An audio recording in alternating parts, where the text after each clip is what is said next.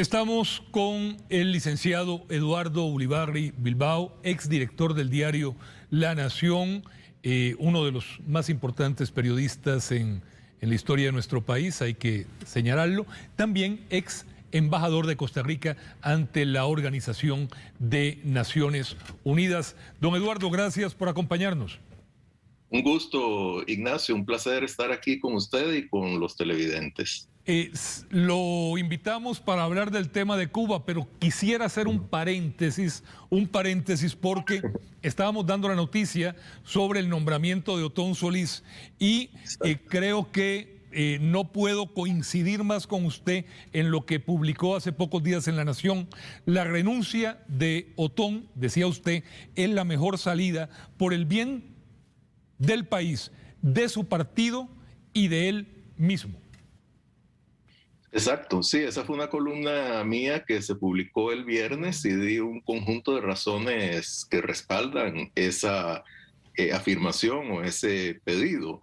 Primero, que le ha creado al gobierno un conflicto muy serio con la Asamblea Legislativa, que tengan o no tengan razón los diputados en la actitud que han tomado tan drástica. Sin embargo, esa es la realidad. Y mientras no se enmiende esa decisión, pues difícilmente se va a poder avanzar. Luego, es un nombramiento que transgrede el acuerdo de adhesión de Costa Rica con la OCDE. Y además, don Otón Solís, que tendría que coordinar en la eventualidad de que se traslade como representante ante la OCDE con el Ministerio de Comercio Exterior, tiene pésimas relaciones con el Ministerio de Comercio Exterior. O sea, ni él quiere al Ministerio de Comercio Exterior, ni el Ministerio de Comercio Exterior lo quiere a él. Y además, pues se trataría de un nombramiento sumamente breve que ni siquiera le daría tiempo para generar el tipo de relaciones de las cuales depende un buen desempeño en una organización multilateral, lo cual implicaría además un gasto innecesario. Entonces, todo esto me parece que justifica que la decisión sea de parte de él de renunciar, porque de lo contrario, por lo menos en este momento estamos en un impasse político que ningún beneficio le hace al país. Además, sería totalmente consecuente don Otón con su discurso de décadas de anteponer el país a cualquier interés personal y en este caso, pues, un nombramiento de menos de 10 meses, don Eduardo. Sí, eso es parte de lo que yo planteé también en la columna y fue como el cierre. O sea, don Otón, yo creo que en general ha sido un político consecuente y sería, digamos, o mancharía incluso su imagen, llamemos histórica, que no dé el paso necesario, que sería precisamente un paso consecuente con por lo menos la prédica que don Otón ha tenido en pro del país y que más bien pondría al país en una situación muy difícil si se mantiene este impasse y este conflicto entre el Poder Legislativo y la Asamblea, la Asamblea Legislativa y el Poder Ejecutivo. Hacíamos este paréntesis obligado porque la noticia está en la actualidad nacional. Vamos ahora a una noticia que para eso lo habíamos invitado, que está en la actualidad internacional prácticamente en toda la prensa del mundo. En 62 años de régimen comunista en Cuba, nunca se había visto lo que se vio el pasado domingo, don Eduardo. Así es, fue una serie, ustedes acaban de hacer una información al respecto, fue una serie de protestas masivas, espontáneas, simultáneas, a todo lo largo de la isla. Comenzó la serie en San Antonio de los Baños, un pequeño poblado al sureste de La Habana, de ahí se extendió a la capital y de ahí al resto de la isla, con gritos que no solo reflejaban demandas sociales, sino sobre todo demandas políticas. Y esto lo que revela es que ya se ha llegado a un punto, primero, de desesperación por la situación tan crítica de desabastecimiento de alimentos, de medicinas, de combustibles que vive la isla, que es de los peores que ha habido desde el llamado periodo especial de los años 90, y además de hastío ya de intolerancia absoluta por el régimen que insiste en mentirle a la población sobre las causas de esta crisis, que no toma ninguna medida para tratar de solucionarla, que pone lo que es el control político por encima de cualquier reforma económica que pudiera aliviar un poco la situación de los cubanos, y que por ende los ha colocado entre la espada y la pared, y ya no es simplemente pues tener todos los días que salir a la calle a ver cómo se soluciona la entrega de alimentos a una familia. Es que ya no hay alimentos en muchos lugares, y luego existe ese gran contraste de que incluso productos de primera necesidad solo se pueden conseguir en tiendas del régimen en las cuales hay que pagar en divisas, y eso genera una irritación generalizada que, sumada a la capacidad que ha tenido la población de coordinarse mediante el uso de las redes sociales, pues explican esta erupción de violencia. Como ustedes dijeron en la nota, pues el régimen ha cortado en este momento, bueno, no en este momento, desde la noche del domingo, el acceso a Internet, y además ha emprendido una campaña represiva muy violenta, muy generalizada, que seguramente va a lograr contener en lo inmediato en las protestas, pero mientras no se ataquen las causas fundamentales que la generan, y no parece haber ninguna voluntad en ese sentido, la situación va a seguir empeorando, y la posibilidad de otra erupción en medio de una tragedia social, de una emergencia humanitaria, yo no la descartaría. Don Eduardo, de las consignas que más se escuchó en las manifestaciones que comenzaron en Santa María de los Baños al mediodía del domingo y que se extendieron después prácticamente por toda la isla, desde Pinal del Río hasta Santiago de Cuba, hasta el oriente cubano, es queremos ayuda. Y la consigna es porque el gobierno de Díaz-Canel se opuso a la llegada de vacunas a la isla, e inclusive se opuso a la llegada de vacunas conforme al acuerdo COVAX con la Organización Mundial de la Salud. Sí, Adelante. perdón. No, es una decisión totalmente inaceptable, inconcebible, yo diría incluso criminal. El régimen que tanto predica que el culpable de todos los males existentes y posibles es el embargo de Estados Unidos, resulta que se niega de una manera frontal a recibir ayuda internacional. El tema de la vacuna, como tantos otros en Cuba, lo han convertido en un tema político, no sanitario. Y como el régimen se precia de haber logrado desarrollar una vacuna de 5 que todavía están en pruebas, pero que pareciera que no tiene capacidad de producirla, entonces se ha amarrado a ese símbolo político, y pone el supuesto orgullo nacional, que además tiene muy pocas razones de existir alrededor de esa vacuna, por encima de la salud de la población. Y esto realmente es indignante. Cualquier persona en su sano juicio tiene que reaccionar de una manera muy, muy enojada e incluso violenta ante esto. Y por otra parte, ya el sistema hospitalario cubano, por lo menos en varias zonas del país, ha colapsado precisamente por la cantidad de contagios y de hospitalizaciones. Las muertes han subido, y todo esto se da en ese contexto de una carencia extrema prácticamente de todo lo que es necesario para sobrevivir. Entonces, si uno ve estas condiciones y del lado del frente un régimen que se niega a aceptar la realidad, que se niega a aceptar ayuda internacional a menos que ellos controlen absolutamente esos flujos, y que responde a los reclamos ciudadanos con una represión violenta, con el cierre de las comunicaciones por Internet, pues es una señal de que no hay ninguna disposición del lado del régimen a buscar soluciones y de que del lado de la población lo que va a suceder es que cada vez la desesperación crezca, porque al menos yo no veo ninguna posibilidad de que a corto plazo se pueda generar alguna salida a ese desabastecimiento tan agudo que padece la isla. Y además que hay un desabastecimiento supremo que es el desabastecimiento de libertad, y eso la gente también lo siente, lo reclama y lo exige.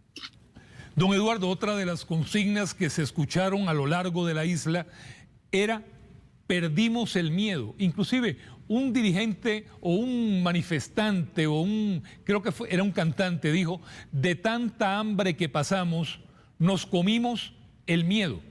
Indudablemente, sí, esto que pasó, no se había visto en la isla de Cuba en 62 años de régimen comunista.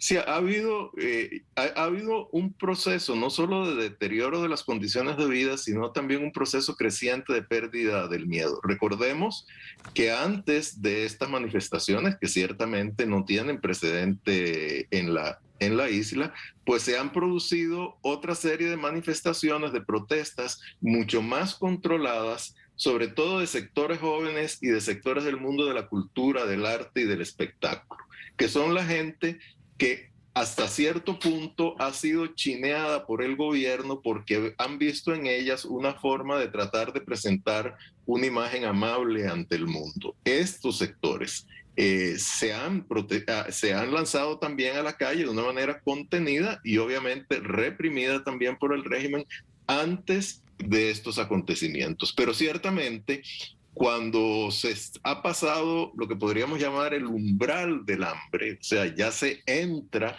en un territorio en el cual el desabastecimiento se convierte en hambre y el desabastecimiento se convierte también en la imposibilidad de conseguir medicamentos, porque el problema no es solo con el COVID-19, obviamente esa tendencia a perder el miedo se acrecienta. Y yo añadiría otro aspecto aquí fundamental, y es que el aparato represivo del régimen, que en una época era muy eficaz en lo que yo me atrevería a llamar la represión preventiva, o sea, evitar que se dieran estas manifestaciones, ahora en lo único que es relativamente eficaz es en una represión reactiva. Y esto también, pues, le quita mecanismos de control al gobierno y además hace que una serie de personas que hasta el momento pues han estado acostumbradas a que les mientan y a mentir, decidan tomar la verdad en sus manos y salir a protestar. Hay realidades que usted ha mencionado, en la caída del turismo, por ejemplo, el principal ingreso de la isla, el aumento de casos de coronavirus, el rechazo de las personas a la decisión del gobierno de no aceptar vacunas, la inflación que crece y crece. La caída en la producción el año pasado fue de un 11%, la escasez de alimentos. Hago toda esta enumeración, don Eduardo, porque son realidades que no creo que vayan a cambiar en el corto plazo. No, imposible. Más bien se pueden agravar. Esa es mi presunción. Desgraciadamente es muy posible que así ocurra. Recordemos que Cuba es una economía que estructuralmente está colapsada, o sea, depende de muy pocas fuentes de ingresos. Una de ellas es el turismo. La otra, que hasta ahora ha sido la principal, las remesas de los familiares de los ciudadanos cubanos que viven en la isla, que viven fuera de la isla, en Estados Unidos fundamentalmente. La exportación de algunos productos como ron, como tabaco, y además, bueno, la exportación de níquel, ¿verdad? Esos son como los elementos centrales de las divisas que recibe el régimen. Además, es un país en el cual la generación eléctrica depende prácticamente en su totalidad de hidrocarburos, por condiciones topográficas y además porque no ha habido ningún interés del gobierno ni capacidad de invertir en otras modalidades de generación eléctrica. Se caen los subsidios de Venezuela, que está en una crisis pues no tan grave, pero muy parecida a la de Cuba. Los precios del petróleo comienzan a subir, han crecido sustancialmente en los últimos meses. El turismo colapsa, sobre todo por el coronavirus. La incapacidad de producción agrícola, bueno, el otro producto tradicional de Cuba, que es el azúcar, este año o en el año 2020, pues hubo la zafra más pobre en décadas en la isla. Entonces todo esto, bueno, la baja en las remesas, que ahí sí ha habido restricciones impuestas por el gobierno de Estados Unidos, todo esto hace que mientras el costo, y bueno, y además una incapacidad de producir alimentos, porque Cuba tiene que importar el 70% de los alimentos que se consumen en la isla. Y paradójicamente, la mayor cantidad de esos alimentos proviene de Estados Unidos, porque no están cubiertos por el embargo. Entonces, bueno, todo esto conforma una situación que no es producto de un evento inesperado, es prácticamente el resultado de una tendencia que va a seguir en la medida en que esa tendencia no se frene, y la única forma de frenar esa tendencia en medio de grandes costos será con reformas económicas. Una de las pocas reformas económicas sustantivas que ha emprendido el régimen, la emprendida a principios de este año, fue la unificación monetaria. O sea, en Cuba antes había dos monedas y se unificaron para tener una sola moneda. Eso implicó, como usted acaba de decir, una inflación galopante que un ligero aumento en los salarios de la población no ha logrado compensar, y que tampoco condujo a otras medidas compensatorias reformistas que permitieran generar mayor producción, de modo que no se generara a su vez tanta inflación. Entonces, este es otro elemento, y en Cuba la gran desigualdad ahora es entre quienes tienen y quienes no tienen divisas, y eso es algo muy irritante, sobre todo cuando las divisas incluso son necesarias para comprar arroz, frijoles y otros alimentos básicos, de los cuales el abastecimiento es sumamente escaso fuera de las tiendas que venden solo en divisas. Hay también otro dato, hay un cambio de poder en Cuba después de estar Fidel Castro en el poder, su hermano, después que él enferma. Desde hace pocos años está un nuevo dirigente, Díaz-Canel, que indudablemente no tiene la fuerza ni el carisma que tenía para cierto sector de la población cubana los hermanos Castro. Sin duda, y ahí yo diría que no es solo una pérdida o una falta de fuerza, digamos, hacia afuera, de cara a la población, sino yo presumo, esto es una simple hipótesis mía, pero creo que está bien sustentada, que además la fuerza de él hacia el interior del régimen es también limitada. Y entonces estamos ante un dirigente en una estructura de poder absolutamente vertical, pero la cabeza de esa línea vertical tiene que tomar en cuenta una serie de otros elementos, sobre todo elementos del llamado Partido Comunista Histórico, generales octogenarios o septuagenarios, que de alguna manera limitan su capacidad de decisión. Entonces yo no dudo, esto de nuevo también es una hipótesis, que mucho de ese discurso incendiario, represivo, confrontativo de Díaz-Canel sea también un ejercicio para él mantenerse en el poder y complacer los ímpetus de la misma índole de esas generaciones totalmente anquilosadas que existen todavía en las estructuras de poder en Cuba. Y además recordemos que Cuba es un régimen de partido único, ahí nada se mueve sin la autorización del Partido Comunista, y esto es algo sumamente irritante también, es algo que va en contra de reclamos elementales de la población, sobre todo de la población joven, que es la más aguerrida y la que más ha participado en estas manifestaciones. Entonces, de nuevo, volviendo a lo que había comentado antes, mientras esto no cambie, y no veo por el momento ninguna señal de que vaya a cambiar, al menos por iniciativa del gobierno, pues lo más probable es que el deterioro se acreciente aún más y junto al deterioro la desesperación. Eduardo Ulibarri, gracias por acompañarnos hoy aquí en Telenoticias. Con todo gusto, un placer.